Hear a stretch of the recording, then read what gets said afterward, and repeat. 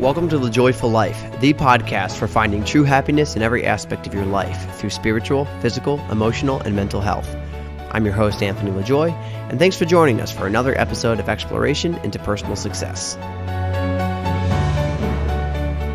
Hello, everybody. Good morning. Welcome to another episode of The Joyful Life podcast. This is Pablo Gonzalez. Did I say it right? Pew pew! Yeah, Pablo Gonzalez, however you want to say it. Yeah, when you say it with an accent, that's fire right there. When I say it with an American accent? No. Because when I say Pablo Gonzalez, that's just how it's pronounced. Say it again. My name is Pablo Gonzalez. You killed my father, prepare to die. Oh my gosh. Yeah. It's like a mix between Princess Bride and Antonio Banderas. It's like Yes, Antonio Banderas and Desperado is how I've lived my life. It's a great song. Yeah. Sorry. Let me rewind here. This is what our conversations are like. Pablo is one of the best networkers I know. The guy is fire. He's a genius when it comes to networking. And you're also very talented in some other areas. But side note, disclaimer: if you hear some noise in the background, we are at a coffee shop. We're at Black Crow Coffee in St. Petersburg, Florida. So shout out to Black Crow. Cheers. Cheers. This coffee is delicious. But cold brew. So today on the Joyful Life podcast, we are going to be talking about networking and some tips to becoming a better networker when you go out to events, or when you go out to a coffee shop, when you go out to a bar, when you go out to a restaurant, wherever you are. You're constantly meeting new people, and that's always a new opportunity to make new connections. That's actually how we met, was at networking, technically at Punk Hockey Live, but during a networking event. So when you go to these things, always be on the lookout, always be looking to meet new people, and so that's what we're going to talk about today. And Pablo's an absolute genius on this, so my man, welcome to the Joyful Life podcast. Happy to be here, man. So, I find that people get interested in the business world. People, when I tell them I'm a professional networker, they're like, "Ooh, what's that?" And I never expected it. But then there's also another population that I've encountered that here's networking and here's something negative, right? Like how am I trying to get something out of people? So for the listeners, I would just like to say, we're going to talk about how relationship building enriches your life, right? Like how your life gets better through the more people that you add to it, the more people you meet and the people that you bring in. Happiness. I was listening to a Freakonomics podcast not that long ago with Dan Gilbert, who's a happiness expert, and at the end of it, he asks him, "So, what's the key to happiness?" Right? Yeah. And Dan Gilbert says there's a lot of things, right? There's a lot of correlating factors, but the number one correlating factor to happiness, meaning if you ask somebody and they say they're happy, chances are that this is also true, is having deep, meaningful relationships in their life. Right, so to me, this stuff is just the key to happiness. Yeah. And it leads to business, which is fantastic too, which is how I've been able to, overcome all my other things that I'm not great at through this. Yeah, well, you have a cool story. So Pablo is a professional networker. That's what he does. I guess you're kind of transitioning into that right now. But that's a line of work that I had never heard of, honestly, before. I knew people are good at networking, of course, but to be a professional networker is cool. And then we talked a little bit about your corporate background. So you kind of come from that shirt and tie, go to the office 9 to 5 type schedule. Let's talk a little bit about your background and give the folks at home a little bit of that. Sure. So I graduated college 2003. The world was under construction, right? I never thought that I was going to go into construction growing up. I come from a pretty affluent family where my dad barely knows how to change a light bulb. So I was at a career fair at UF, ran into this guy that I hadn't seen because I studied abroad, and that got me in this conversation with a guy that was a VP of HR for a Fortune 500 company. I had no idea. Damn. Got me into this manager and training role for a Fortune 200 company in the construction realm that really formed me as a professional, because they just taught me soup to nuts everything that goes into running a construction business, from being an insulation installer in the summer of Miami, because the first guy that I worked under was a real old school guy, and he just made me go out and work through sales, through management, all this stuff. That then got me to Southern California, where after about a little bit under 2 years, I took over the Orange County division of this national contractor.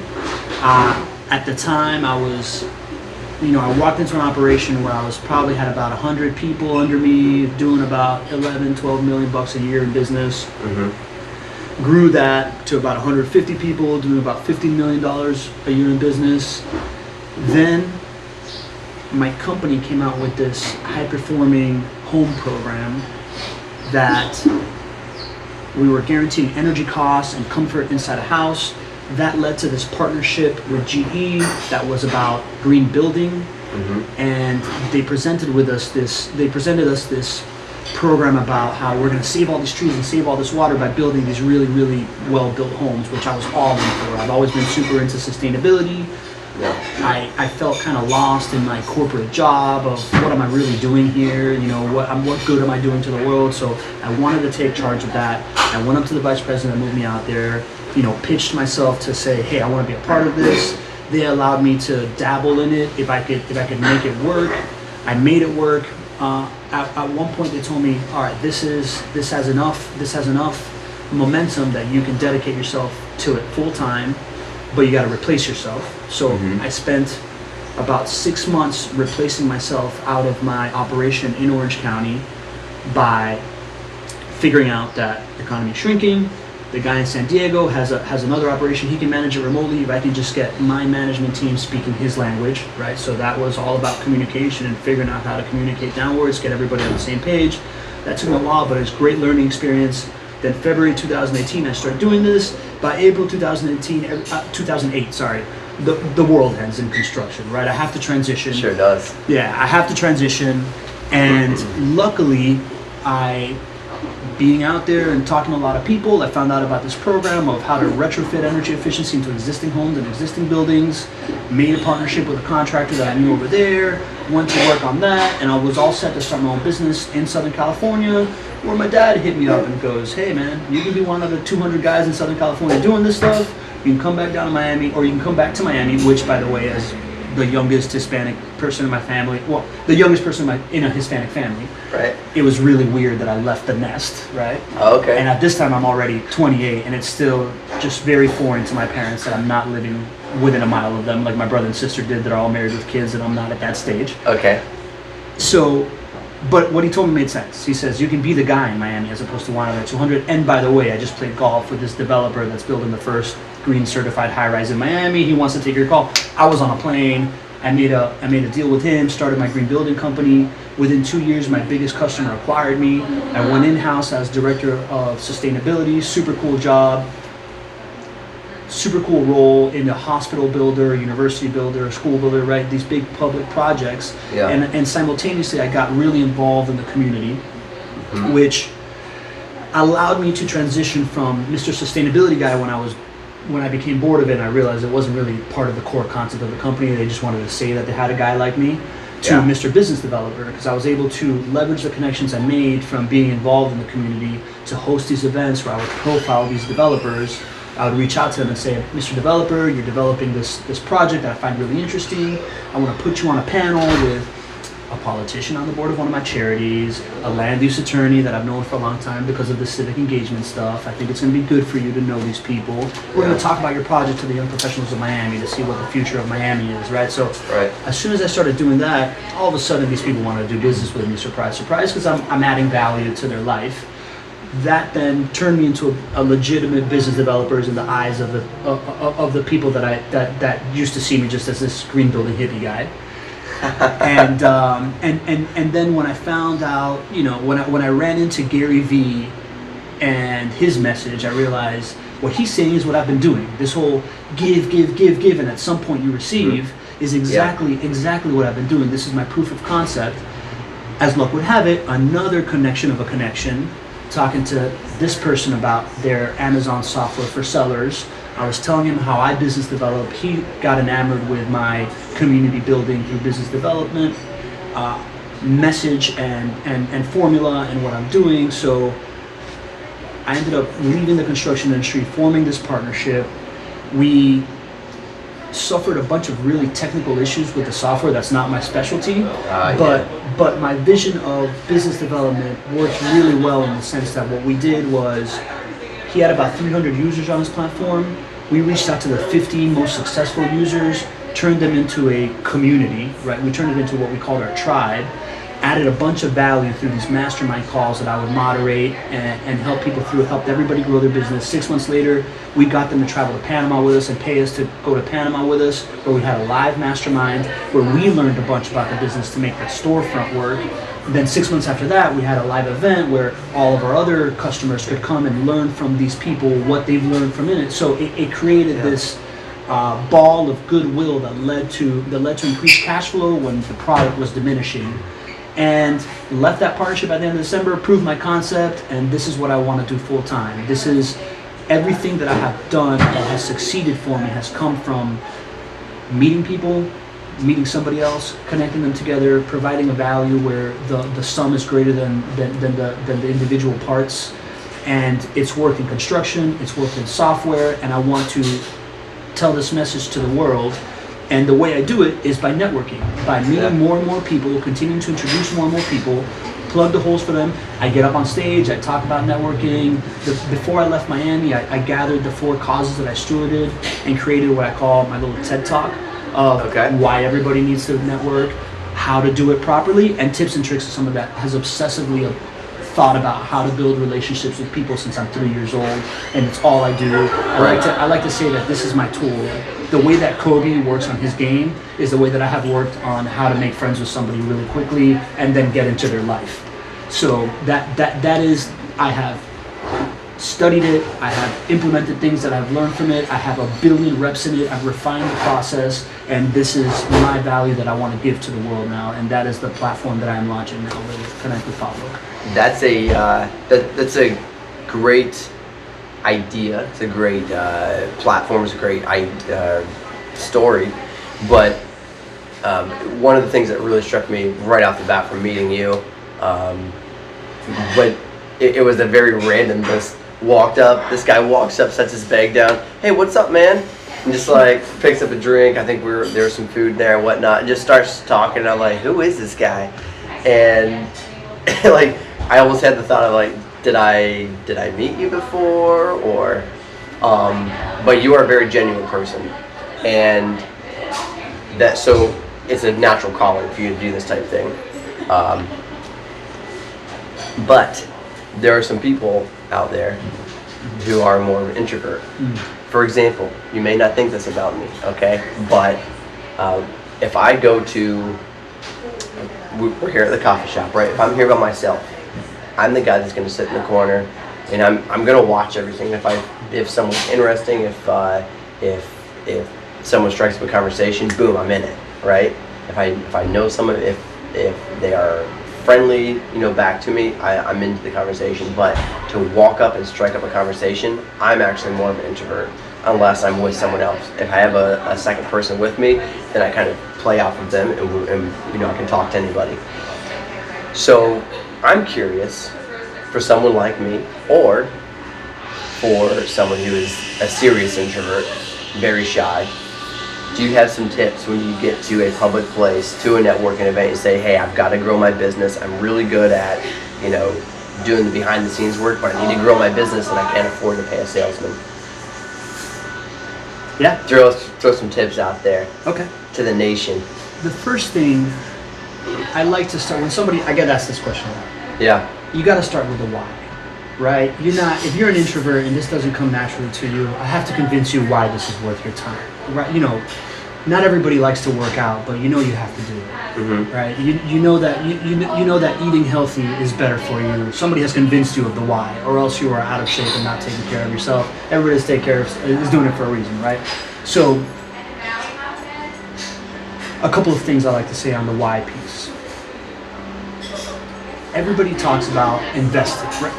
I don't know if you invest, I don't know if you have a portfolio or anything like that, but it's common knowledge that if you're investing your money, you need to have a diversified portfolio so that it grows well and it grows sustainably and all these things. What's more valuable than money? Time. And People.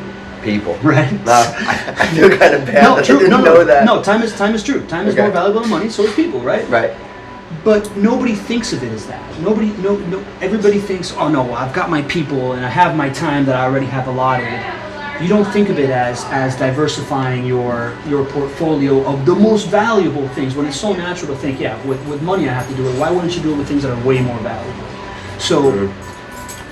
This real estate investor, a Wall Street broker called Nassim Taleb wrote a book called The Black Swan, right? And a black swan event is something that happens in history or in your life that you couldn't see coming, that irrevocably changes the course of your life forever. Mm-hmm. And he created this whole investment philosophy based on that, of exposing your portfolio to, life sciences stocks and tech stocks, for like a small minority of it, and then having super safe on the rest. So you have this huge upside while everything else is very safe. Mm-hmm. And he talks about how living in New York is so expensive, and one of the reasons why is because it's worth your while, because you have to interact with so many people all the time, and interacting yourself with so many people all the time exposes yourself to a black swan event. It exposes yourself to something that can change your life forever, right? There's positive and negative black swans. And a positive black swan is this relationship, right? The fact that I walked up to you at Funnel Hacking Live, who knows where this is going to lead? Right. Maybe we're, maybe you and I are on a TV, have our own TV network at one point.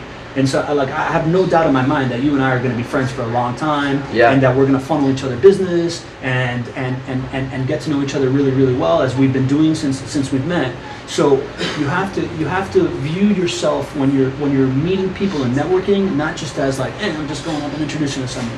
What you're doing is systematically exposing yourself to positive black swans. Yeah. And you are purposefully creating and curating your own community. It's people feel very stuck. If you grow up with the same group of friends that you've always had, as you get older, it starts kind of diminishing as life takes you in different ways. So you can either let that happen to you, or you can purposefully create this community around you and pick who you want in your life. And the only way you're going to get to pick who you want in your life and create this bubble around you is by purposefully meeting people and adding and being open to that, being open to these positive experiences that happen.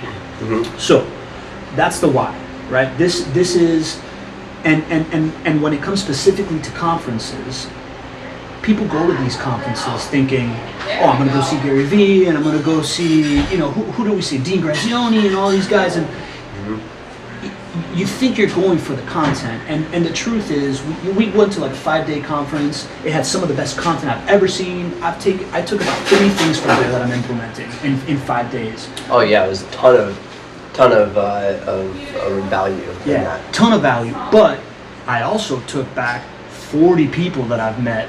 And those people are really changing my life. The ability for me to be, as I'm launching this business, to be on your podcast, to get exposed to your network, and me be able to introduce you to other interesting people so that you can grow your podcast, right? That's really changed the game for me. So people go to these conferences to learn from the content, but what they realize is that the real value is in the people that you meet, because one person can just 100x your life very easily through one introduction. Yeah. So that's where the real value lies, right? So now let's talk about when you're an introvert. Yeah. Pickup lines.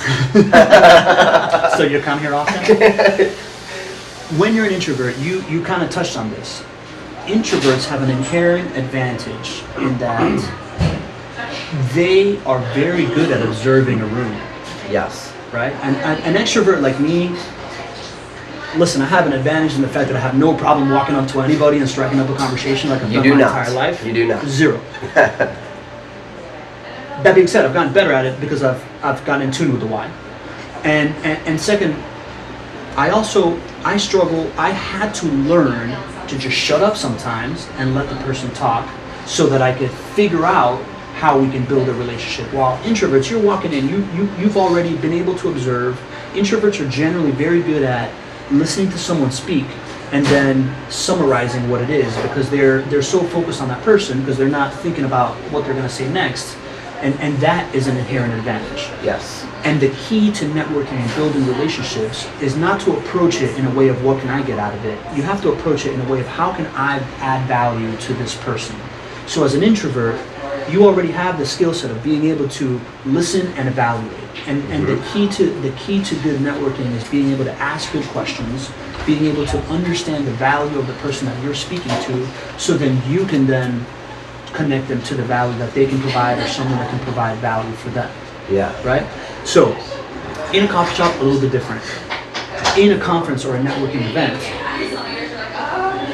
if you're thinking about adding value, and you see the person that you see at all of these types of events, like I saw you standing at a table by yourself, just looking around. You looked happy. I was filling my face with chicken nuggets. That's why I was happy. Okay, anybody that knows me knows I love to eat. And those chicken nuggets were delicious. Oh, they were fire. Yeah. I mean, we were in Nashville, right? Hot chicken. Oh my gosh, that's right. They were spicy. Yeah. But we digress. So I see you at this table, and I think to myself, even if you weren't eating chicken nuggets, even if you were checking your phone, I don't think to myself, this guy's really here checking his phone. He's just looking into his phone, or he's by himself at a networking event. He went to a networking event on purpose to meet people. So if he's by himself, and I walk up to you and I introduce myself to you and say, hey, I'm pretty sure I walked up to you and said, hey man, you want some company? That's how I approach people that are at a table by themselves usually. That by itself is adding value to someone's life, right? You are there to meet people. Great point. So if you walk up to somebody, and there's in every like one day networker and every conference networker and every conference, there's always somebody that's just like walking around in the corner looking at their phone, or walking around aimlessly pretending like they're looking for someone, but they're not really looking for anybody. They're just walking around trying to not feel awkward. That person, if you introduce yourself to them, the feeling that they get is like, oh my God, thank God. Yeah. So yeah, all right. And then I can stop sweating now. Yeah. Oh, I don't feel like the outsider. Look, I have my own little community, right? Community itself is an inherent value you provide to people.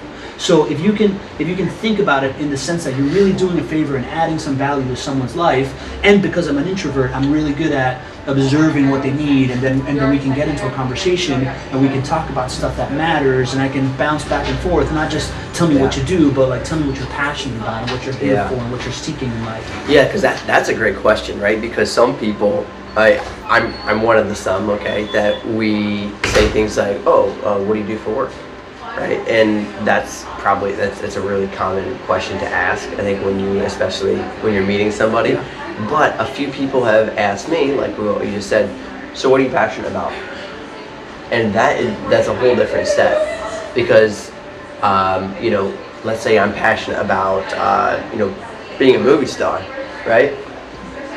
I live in a spot where I don't know if I can really get into that, but that's what I'm passionate about. I love to act, but I know I can't make money off it, right? Yeah. So, right. Yeah, I should say that. You deserve to be on the big screen. I'm just going to throw it out there. Thanks, man. You're a 5-tool athlete in the performance space. Just throwing it out. Appreciate it. But, yeah, so that's something completely different. And now, when people ask me that, I say, well, matter of fact, I have a podcast, right? I have a brand, and this is what I'm passionate about. So what you do for work and what you're passionate about does not need to be the same thing. And that's an interesting point to make. Yeah, and how much more interested are you about talking about your podcast and your brand than you are about your day job? Talk about it all day. Yeah. So, yes, asking people what you do, not the best icebreaker. Not the best way to start. It's a clutch. No. It's a crutch. I'm sorry. It's a crutch. People have that as a crutch. And you'd be surprised, I just moderated this table on networking at a networking event for this real estate group that I'm working with. And it's so hard to get people talking about something that isn't their work. We went around the table and I said, all right, everybody has a name tag on. You don't have to tell me your name. And I also don't want to know what your job is. I want you to stand up, tell me what you're here for, and tell me what sets your soul on fire. And about a third to a half of the table, all they did was talk about, well, I'm a demolition contractor and I love doing shell work for houses. I'm like, come on, man, you're cheating. You're not doing what I told you to do. Right? Yeah. Practice talking about things that aren't work, so that you can really build genuine relationships with people. Because at these networking events, at these conferences, when you first meet somebody, listen, you might be looking for clients, cool. But you're not going to walk up to someone, give them a business card, they're going to be like, oh, this is the shell contractor I've been looking for. There's no other shell contractors in the world. Take my business. So really what you're trying to do is strike a relationship that's genuine with someone. And then in the follow-up, you can close some business, right? You're never going to close on the first one, so you're much better off. The follow-up is essential, or else it's not going to work. So you're much better off in the first step being liked and connecting and feeling like you have something in common that you can talk about, so that when I say, yo, let's go grab some coffee, you're like, dude, I'd love to grab coffee with Pablo because talking to him is great. And then at that point, so it's not, oh, I'm gonna go talk to Pablo about his like contract shell company. You know, nobody wants to hear that. Yeah, we're getting coffee. Yeah. And talking about life. Yeah. It's interesting. Yeah. So that was a good little bit about, if you are introvert, some ideas to do there. I like just being honest with that person and walking up, hey, do you want company, right? Mm-hmm. Interesting little story, little snippet. I was at the grocery store the other day and walking through it at the checkout, right? And there's a lady in front of me checking out, and the dude doing the bagging, I think he was probably high school. I don't know. I'm kind of bad at finding ages, but he goes, "Excuse me, can I pay you a compliment?" And the lady goes, "Yeah." And he goes, "You are very pretty." And she's like, "Oh, you're so sweet."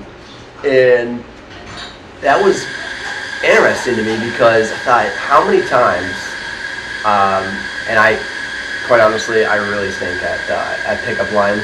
Okay, I don't do them. I think they're stupid, but I will use them in a conversation. Be like, "Oh, worst pickup line ever. Go," right?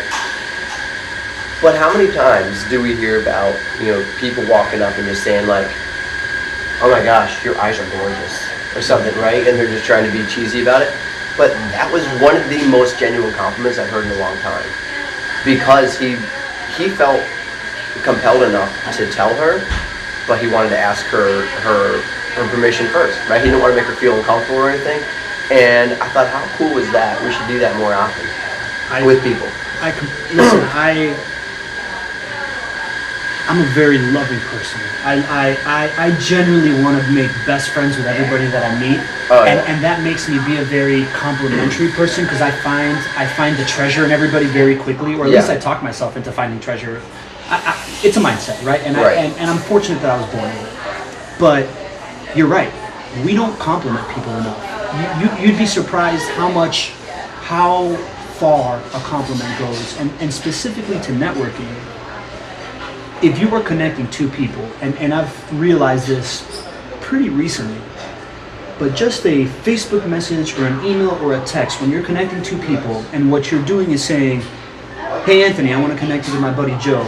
Joe is the funniest guy I know. He does XYZ, and I met him this way, and I think you're gonna love him. Joe, I want to meet you. I want to introduce you to Anthony. Anthony's got the best pipes in the business. I heard him sing Rocket Man, and he's gonna blow your mind if you ever get to that point. But you guys should talk about this. I hope you guys connect. I think you guys are gonna be good buddies." Yeah. That sets somebody up on a platform where they're like, "Oh my God, he just made me feel super special." The person that got the message about you is like, "All right, this guy's cool." Like, he's already validated. Yeah. And you already feel this, right? Like, it's this overarching effect of, man, look at all this positivity. Everybody's being complimented. Yeah. We should be friends. And I should be friends with Pablo too, because look how good he just made me feel. Mm-hmm. People remember how you make them feel, right? That's so true. That is so true. Totally shifting gears. Please. Okay. We talked a little bit before the podcast about the spiritual, physical, emotional, mental health. Mm-hmm. As many of you know, that's what brought me back from the brink, how I feel it, when I had my back injury and depression and started studying up and literally focusing on those 4 things is what made me really, I feel like, who I am now. A lot of those fundamentals, were instilled in me as a child with my parents raising, but just my approach to every day, my gratitude, right? I take no day for granted now, and I'm so thankful for every bit of health. Every morning I wake up with no back pain, I go, thank God for another amazing day, right? We talked a little bit about that, total health, before the podcast. Mm-hmm. Elaborate a little bit on that, what your opinions are on total, because you're, like you mentioned, we know we got to go to the gym, right? You and I are both we're healthy people. Mm-hmm. We aren't, the biggest meathead in the gym, but we're healthy. We feel you good, might not right? be. I am. Yeah, I mean, you're. I go to a child's gym, but I'm the biggest. I'm the biggest meathead. I'm the biggest meathead. at the gym. So you go to the daycare to work out? Yeah. You never lifted Lego blocks, Brett? I did when I was a child, but when I grew to be a man, I put away the things of a child. Well, I carry the things of a man It's in the Bible, and a bro. child. Read it. Yeah. Yeah. So, elaborate. Man, we're all over the place. But I told you this is going to be a good time. Yeah. I follow this guy Jesse Itzler. I don't know if you've heard of him. He's my new favorite, right? Okay. And by my new favorite, I mean it's been over a year that I'm totally on this guy's fan train. Okay. He says this thing called, if you have health, you have hope, and if you have hope, you have everything. Yeah. If you got time to act, all you need is health in order to be able to act. So you need to focus on what makes you healthy. And what makes you healthy, you've heard the expression, you are what you eat. I'd like to expand that to, we are what we consume. Right? Anything our inputs are what our outputs turn into. Yep. There's nothing that, so I think it's something like every 7 years your cells are you're a completely different person because your cells have all regenerated or something. You probably know more about this. You're more of that space health. Yeah, no, I've heard the exact thing, yeah. And I think that what you're eating, what you're breathing, what you're drinking, what you're watching, what you're reading, the people that you have around you that are affecting you, all of that are your inputs. Amen. And those are the building blocks that you use to create your physiology, your mentality, your spirit, all these things. So you need to focus, you need to be purposeful about what those inputs are. You need to have energy to get, I like to say, you need mindset, energy, and action in order to be deliberate about things. Yeah. You need to have your mind right and be looking for something that you are trying to implement that sets your soul on fire, that invigorates you, that motivates you to act. You need that. Without the energy to do that, you can't implement that.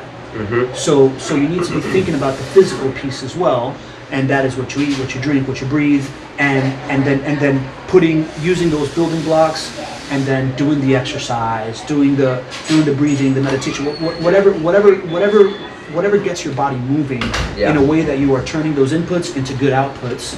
Sure. And then you need the action, right? You need to take action on stuff.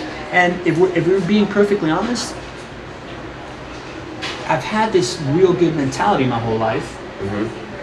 As I focus more on health and being in shape, you see the perfect correlation to then getting to that last piece, right? If you have the mentality piece and you have the health piece, the action piece becomes infinitely easier. And if I'm going to be very honest, that action piece is the hardest part for me. I tell people all the time. I mean, I've started telling people because I'm trying to just own who I am, but I'm a world-class opener. Right, I can start something great. I can make a relationship real quick. In school I would always ace my first test, and then second test comes around and maybe I don't show up because I did so well on the first one. And then so I like to say I'm a world-class opener and I'm kind of a mediocre closer, and I'm working on that piece. Okay. But that's the action piece, right? You gotta bring it all together. You have to be able to. You have to have your mind right, your body right, to then act, and you have to devote the energy and devote all these inputs and these building blocks to then executing on that piece. So have some kind of thing where you're moving your body daily, as you know. Yeah. The inputs that you put into your body will allow you to move your body daily more effectively. The habits that you build. I've started building anchor habits. Okay. So that, especially right now in this entrepreneurship world where you have this totally blank canvas, it's been proven that human beings hate making choices. How hard is it to buy milk at Whole Foods? There's 100 different types of milk. 100 different types. You sit there and you look at it and you're like, whereas if you walk into Publix, it's like skim 2%. I'll take skim. Cool, let's roll. Yeah, you go to Whole Foods, thank God I can read, because I got to read every bit of the nutrition label. Yeah, and you get overwhelmed by it, right? So it's not our, as we evolved as humans, the choice was easy. I need to get up and go find food all day, or else I'm not going to survive. So I need to devote my energy into that. I don't have a lot of choices to make. Now in this world, we have a bajillion choices to make.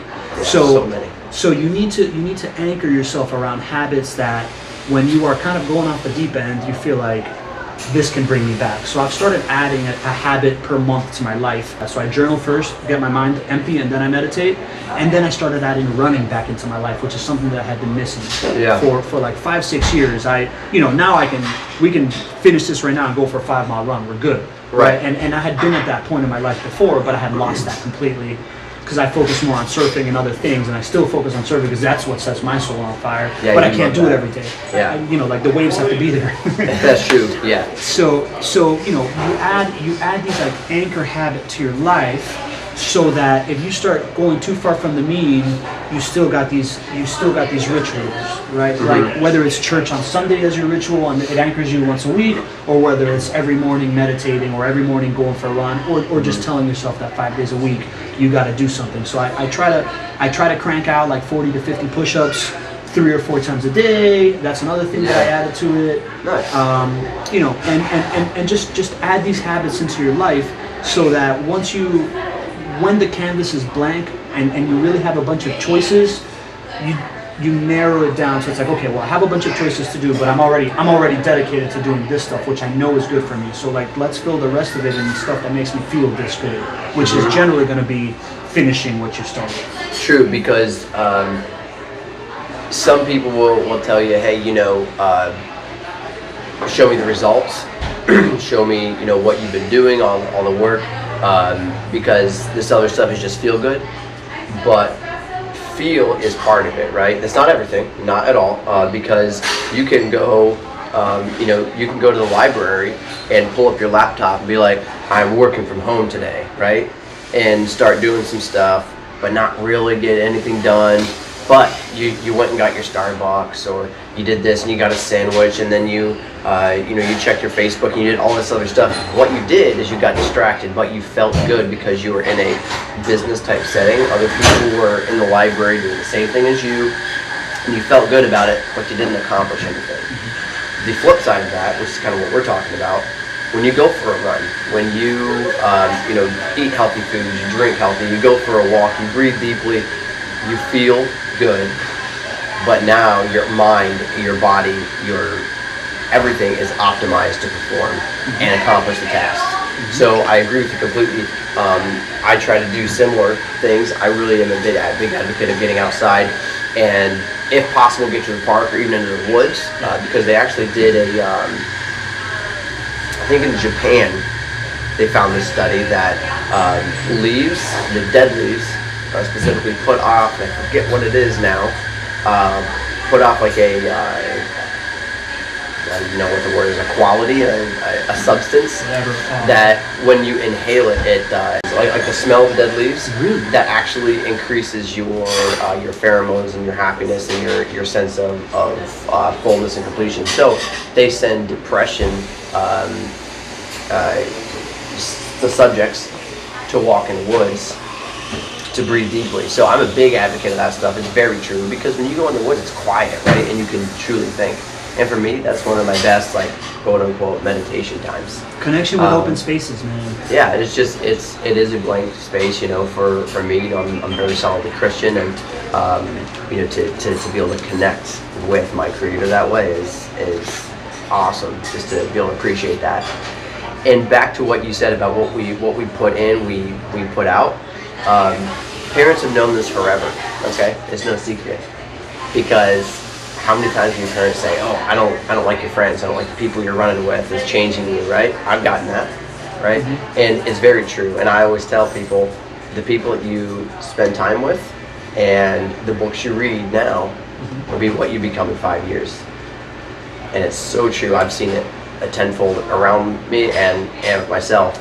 And I think one of my favorite quotes, and we can kind of wrap this up because we're getting to time here, but one of my favorite quotes is, it's better to walk alone in the better to walk alone in the right direction than to follow the herd in the wrong direction. And I think that pretty much sums up what we're talking about today too. 100%, man. Good way to bring it home. Yeah. Do you have anything to add for closing arguments? Definitely want to get your contact information for the listeners. Yeah. My contact information is go to connectwithpablo.com. You can sign up for my email list there, where I'm coming out with a book about how to connect with people at conferences. You'll be the first to receive it for free. Follow me on PG Storytelling on Instagram. That's where I like to spend most of my time. I give networking tips. I also try to show how cool I am by showing pictures of what I eat and my dogs and surfing and stuff like that. Yeah. Everything that everybody tries to be cool about. Plus, I try to add value. Yeah. And what I really want to say, my message is this. We didn't become the top of the food chain by working alone.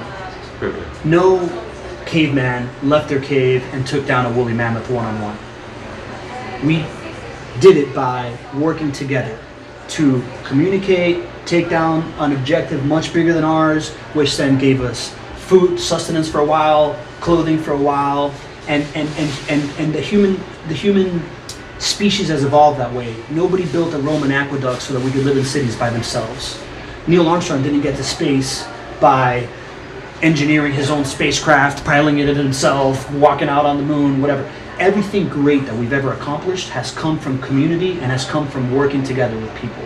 So we live in a world right now where you can launch an e-commerce business and get to like $1 million business basically by yourself in a couple of VAs. But if you want to accomplish something significant, if you want to take that little $1 million business to the next level, if you really want to have an impact on the world, you are going to have to do it with other people. You can't do it by yourself. So work on your ability to communicate with people, work on your ability to empathize with people, work on your ability to ask questions to understand what people's values are, and really, really work on getting to know what your own value is so that you can be very, very clear on what you can provide for others, because that is the way that we lift each other up.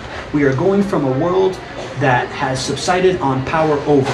Forever, it's been, I have this plot of land, I'm going to exploit it over these people, or I have this piece of knowledge I'm going to keep to myself and I'm going to make all these people work for me. Knowledge is free. All of this information is now free. Whatever sense of power or control you think that you can keep from other people is an illusion. We're moving to a world where it's power with. The people that are going to win are going to figure out how to win by bringing other people to win with them, not to win despite of someone else losing. It's no more win, I win, you lose. It's how can we all win together so that, like we said, the sum of the parts ends up being much greater than the individual pieces. So focus on community, build people around you, learn to work with other people, understand that if somebody isn't understanding you and what you're saying, it's not their fault, it's your fault. You need to figure out a way to meet them in their headspace so they get what you're saying, and then you can cause change. So work on communication, build relationships, and that's how you really create an impact. Amen. Guys, I can't say that any better. So we're just gonna close this off by saying, share this with your family, your friends, your neighbors, because this is powerful stuff. Hope you took notes. If you haven't, do me a favor, go back, listen to it again, and take notes, because this is what is going to help you really get to the next level in your life, in your business, in your relationship. So until next time, stay happy, stay humble, stay joyful.